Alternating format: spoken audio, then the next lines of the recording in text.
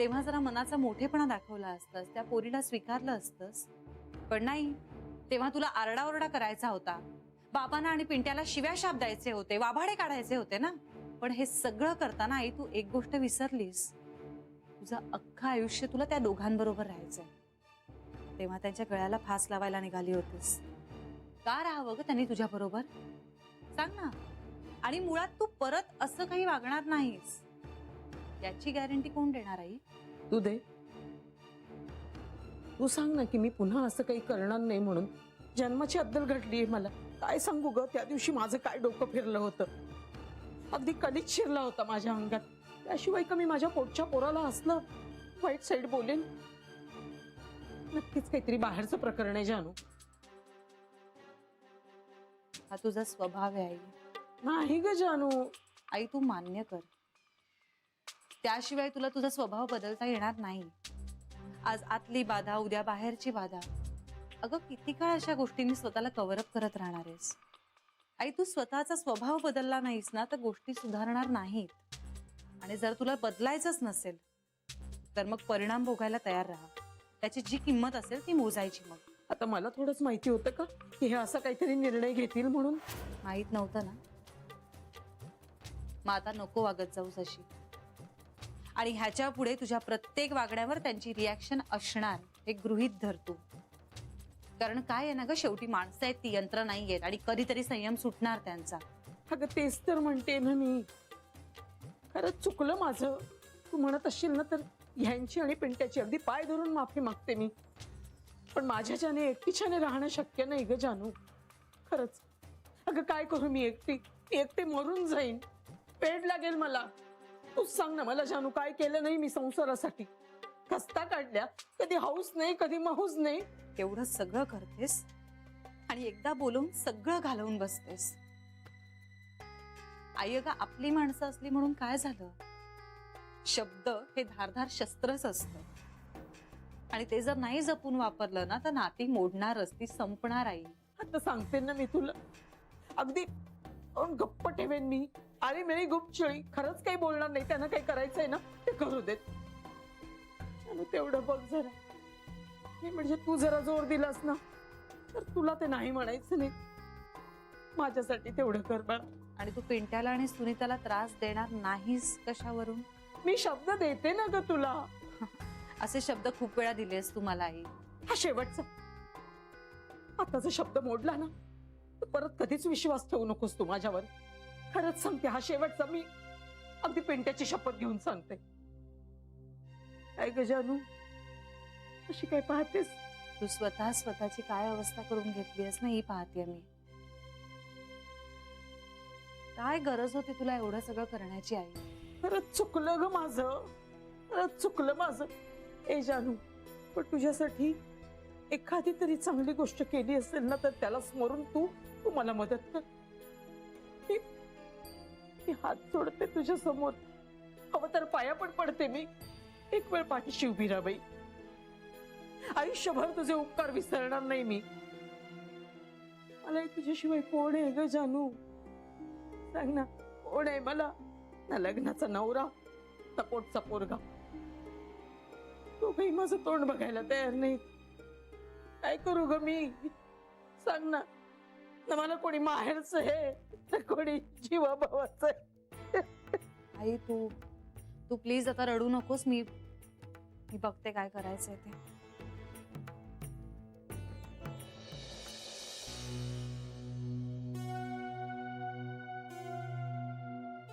शिबाई, अजून पत्ता नाही या मुलीचा.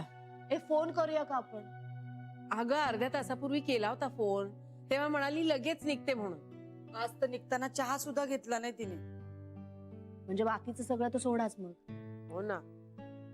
जेवायला तरी नक्की येणार आहे ना? म्हणाली आहे म्हणजे नक्की येईल. हो, शब्द पाळते ती.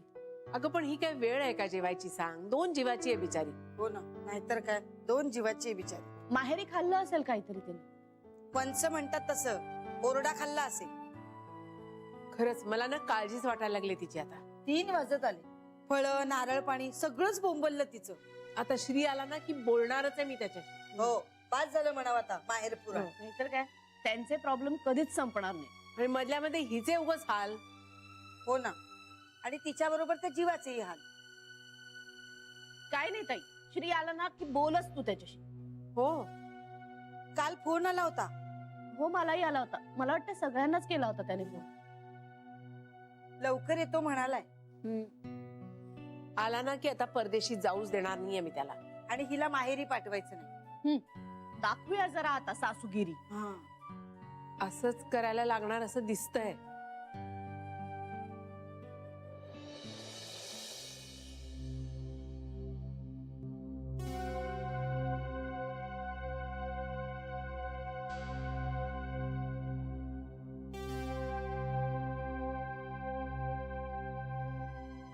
आता ती पोरगी म्हणते एवढं, तिचे आई वडीलही म्हणताय, तरी पण तुम्ही का मग एवढं? म्हणून तर त्या गोष्टीचा विचार तरी करतोय मी.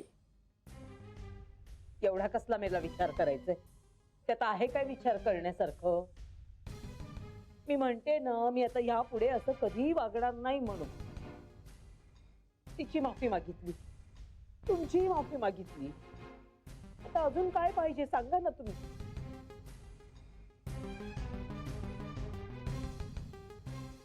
आम्हाला तू नकोयस आमच्या घरात, कळलं तुला?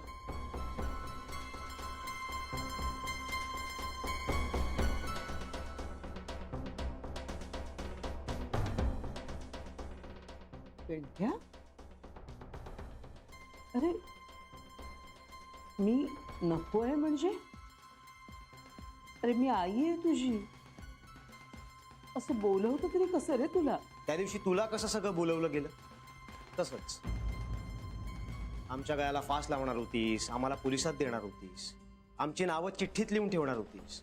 हे सगळं कसं बोलवलं गेलं ग तुला? तेव्हा विसरलेलीस तू माझी आई आहेस ते. चाल, हा सुद्धा हेच डोक्यात घेऊन बसलाय. त्यांची समजूत काढावी तर हा फणावर काढतोय. बघ बैजान, आता तूच सांग मी काय करू ते. बाबा बाबा मला वाटतं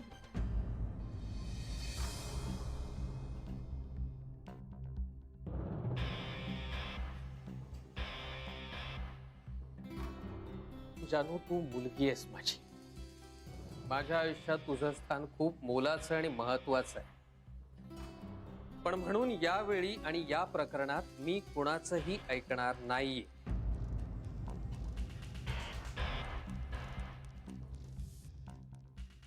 पण मागच्या वेळी तुझ्या डिव्होर्स प्रकरणात तू म्हणालीस म्हणून या बाईला क्षमा केली. पण मी काहीच केलं नव्हतं. अहो, गैरसमज होता तुमचा. जानूला पण माहित आहे. आणि मी कशाला माझ्या लेकीचा संसार मोडू? मला वाटतंय बाबा ताईशी बोलतायत, तुझ्याशी नाही. ते पण माझ्याच बद्दल बोलतायत ना. आणि मी काहीच केलं नव्हतं तर मी का ऐकून घेऊ? आई प्लीज. ठीक आहे, ठीक आहे, बसते गप्प. अगदी आळी मिळी गुपचळी. बाबा तरी मला वाटतं की मी हिला माफ करावं. हो प्लीज. ते शक्य नाहीये पण. बाबा पण एक करू शकतो मी हिच्यासाठी. काय? मी जे काही करतोय ते दुसऱ्या कुणासाठी नसून माझ्या मुलीसाठी आणि सुनेच्या रूपाने घरात येणाऱ्या दुसऱ्या मुलीसाठी करतोय. हो बाबा सांगा ना. त्यामुळे कुणाचा असा गैरसमज व्हायला नको की माझ्या मनात सहानुभूती आहे, माझं मतपरिवर्तन झालेलं आहे, माझं हृदय पालटलंय, असं नको कोणाला वाटायला. पण मी माझ्या सुनेच्या शब्दाला आणि मुलीच्या भावनेला मान देण्यासाठी हे पाऊल उचलणार आहे. आणि ही कदाचित कलाच्या आयुष्यातली शेवटची संधी असेल. त्यानंतर मी कसल्याही प्रलोभनांना बळी न पडता मला जो काही निर्णय घ्यायचा असेल तो घेऊन मोकळा होईल. मान्य मान्य, मला मला तुमचं सगळं म्हणणं मान्य. मी अजून माझं म्हणणं मांडलेलं नाहीये. अहो, जे काही म्हणणं असेल ना तुमचं ते सगळं मला मान्य आहे. आई तू जरा थांब ना. अगं मी सांगते ना, माझं चुकलंय म्हणून मला मान्य आहे ना. आता आई थांब. हिला जर हिच्या पापाचं प्रायश्चित्त करायचं असेल तर हिला आमच्या सोबत राहायची संधी देऊ शकतो.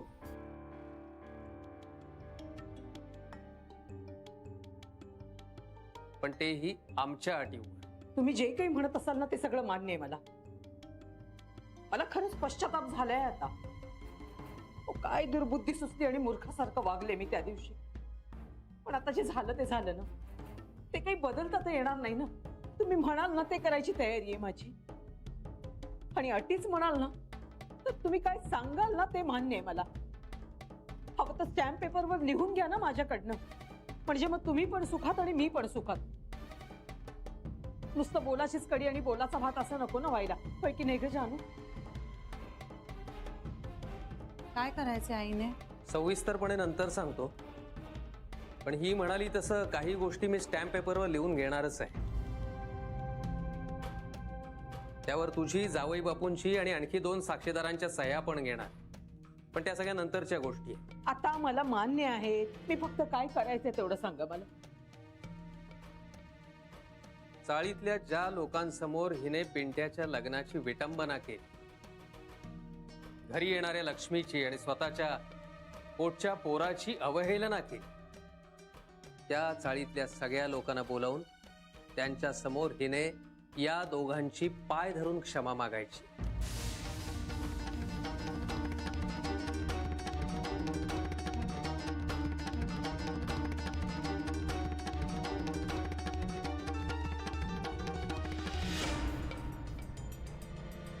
आणि सुनीताला सन्मानाने सून म्हणून वाजत गाजत घरात प्रवेश द्यायचा. हे तिला मान्य असेल तर मी स्टॅम्प पेपरवरच्या अटींबद्दल बोलतो. पण मुळात तिला हे करायचंच नसेल तर मग सगळंच फिसकटलं. ती तिच्या मार्गाने जायला मोकळी आहे. आम्ही आमच्या मार्गाने जाऊ. आणि पोलिसांकडे जाऊन आम्ही हिच्या धमक्यांची त्यांना सविस्तर कल्पना दिली.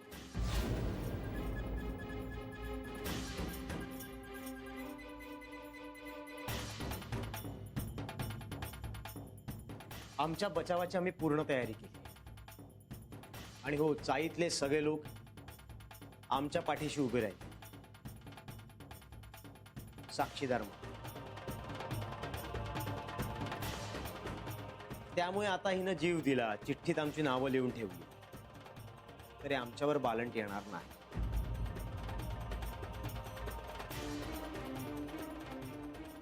पिंट्या,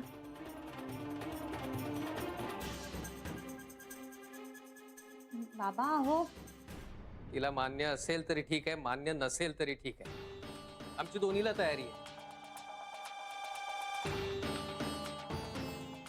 तिला काय हवं ते तिने ठरवावं. 3 दिवसाची मुदत देतो मी तिला. तेवढ्यात तिने तिचा निर्णय तुझ्याकडे सांगावा. कारण आम्हाला दोघांनाही तिच्याशी बोलायची इच्छाच नाही. हे म्हणजे जरा अतिच होतंय. आपण हिने जे काही केलं त्याचाच परिपाक आहे ना तो. अतिच असणार. तिने जरा कमी केलं असतं तर कमी झालं असतं. असो, पण आता यामध्ये काही बदल होणार नाही. यामध्ये उण अधिक काहीही नाही. जे आहे हे असं आहे, यात बदल होणार नाही. तिला तिचा निर्णय घ्यायचं स्वातंत्र्य आहे. पण मुदत 3 दिवस.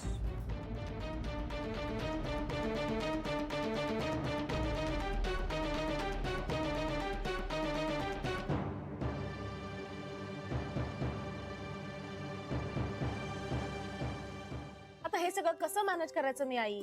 हे बघ, रोज सकाळी उठल्यानंतर 2 भिजवलेले बदाम, त्याच्यानंतर ती वॉकला जाते. वॉकला जाऊन फ्रेश झाल्यानंतर तिला चहा आणि 2 बिस्किट देते मी. त्याच्यानंतर तिला नाश्ता, मग 10:30 वाजता साधारण फळं झाल्यानंतर साधारण थोडासा स्नॅक्स, आणि मग 12:30 वाजता, हे बघ 12:30 वाजता नारळ पाणी, मग 1:30 वाजता जेवण. कळलं सगळं. अगं हे सगळं आता ती माहेरी जात बसली तर कसं मॅनेज होणार आहे आई? अगं पण ती ऑफिस मध्ये जाते तेव्हा तू तेव्हा मी मॅनेज केलंय. गीता आहे ना तिथे, तिला सांगून ठेवलंय मी सगळं. फळं मी घरनं पाठवते. शिवाय मी गीताला फोन करते, कुठल्या वेळेला काय द्यायचं ती सगळं वेळेवर देते. आणि तिथेच ना बँकेच्या बाजूला एक नारळ पाणीवाला आहे, त्याला सुद्धा मी बांधून ठेवलेलं आहे. म्हणजे मी त्याला सांगितलंय 12:30 वाजता बरोबर तिला नारळ पाणी द्यायचं. आता जान्हवीला सगळ्यांसमोर प्यायला ऑकवर्ड होत असेल म्हणून मी गीतासाठी सुद्धा मागवलंय. हे चांगलं केलंस. आई मला सगळं चांगलंच करायचंय ग, पण हिला माहेरी जाण्यापासून फुरसत मिळेल तर ना. एक झालं की दुसरं, दुसरं झालं की तिसरं चालूच आहे. आता तिच्या जीवाला शांतता मिळायला नको का? आयुष्य असंच असतं बेबी. आपण एक ठरवतो ते प्रत्येक वेळेला होतच असं नाही. आई प्लीज, तिच्या माहेरच्यांच्या मूर्खपणाला तू तत्वज्ञान बनवू नकोस आता. तिचं माहेर तिच्या आयुष्याचा भाग आहे बेबी. आई त्याचा त्रास होतो, तुला होतोय तिला त्रास होतोय म्हणून मला होतो. बेबी. आपण हे सगळं मागे बोललोय. ती या त्रासातच वाढलेली आहे. तिच्या सिस्टीम मध्ये या त्रासासाठी प्रतिकार शक्ती आहे. ती हँडल करेल सगळं. मला नाही वाटत आई तसं. तिला त्रास होतोय. अगं, तिला त्रास होतोय म्हणून उरफोड करून तिचा त्रास कमी होणार आहे का? उरफोड करून तिचा त्रास कमी होणार नाहीच आहे. माहेर बंद केलं ना तर कमी होईल.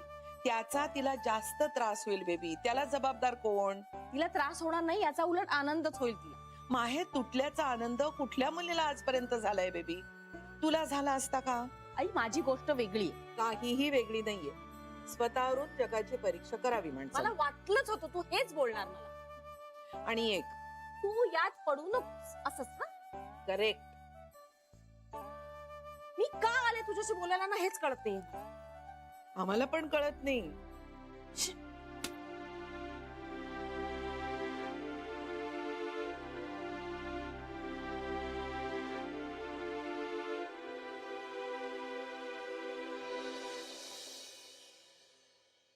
बाबा, अंधारात का बसलात? लाईट तरी लावायचा.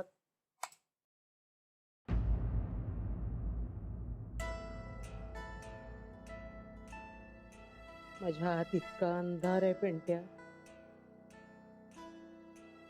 बाहेर दिवा लावून काय उपयोग होणार आहे? सगळं संपलं, काही उरलं नाही. काही अर्थच नाहीये या जगण्याला, या मरण्याला. सगळं निरर्थक आहे.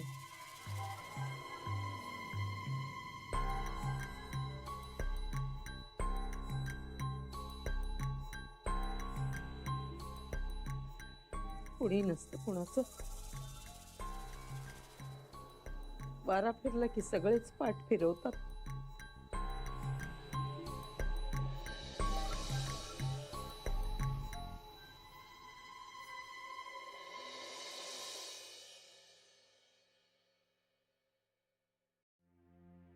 हॅलो श्री. बोला मॅडम. श्री, काय ग, काय झालं? काही नाही, घर खायला उठलंय. तू काय करतोयस नुसतं? मला बोर होतंय. तू ये ना लवकर. येतो येतो, लवकरच परत येतो. अजून काही दिवस. आणि आता बाळ होईपर्यंत कुठेही जायचं नाहीस हं? नाही जाणार, प्रॉमिस. आणि लवकर परत ये. हो जान्हवी, येतो. काम झालं तुझं? चालेल. तुला करमतंय? खरं सांगू का, दुसरा काही विचार करायला वेळच नाही. आणि जेवणाचं काय? काय सँडविचेस, फळं चाललंय. बिचारा, काय करणार. तू आता परत आलास ना की तुझ्यासाठी सागर संगीत जेवण करणार आहे मी. Thanks a lot dear. I love you. I love you too. बरं, सगळं वेळेत चाललंय ना? व्यायाम, औषधं, जेवण. हो. आता काय? आता झोपणार. ओ ओके. ऐक, मी उद्या रात्री फोन करतो, म्हणजे तुझ्या सकाळी. हा, बाय, टेक केअर. ओके, नीट राहा. Bye. I love you. Bye.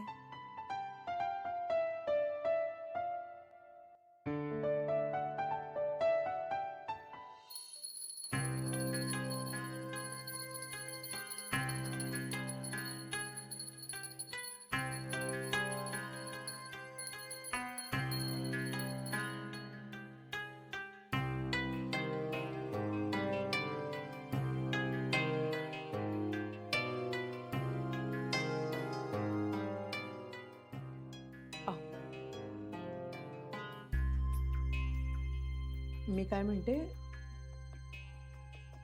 बाकी सगळं ठीक आहे, पण ते चाळीतल्यांसमोर नको ना. म्हणजे झाला तेवढा तमाशा पुरे ना, लोकांसमोर कशाला करायचं?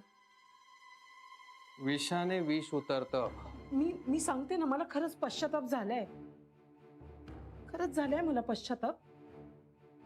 पण तो चाळीतल्यांसमोर कशाला ना पुन्हा. मी सुनीताची आणि पिंट्याची माफी मागते ना, त्यांचे पायही धरते, पण आपल्या घरात लोकांसमोर नको ना.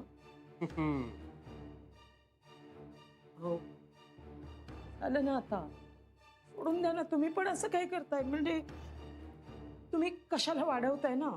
एवढं पण ताणू नये की ते तुटेल. मला तुटायलाच हवं, तरच आमच्या मागची ब्याज संपेल. तुला काय करायचं ते तू ठरव आणि कळव तिला. पण यात घासाघीस नाही. हवं तर मी जास्तीचे 4 चाळकरी बोलवेन, पण कमी नाही.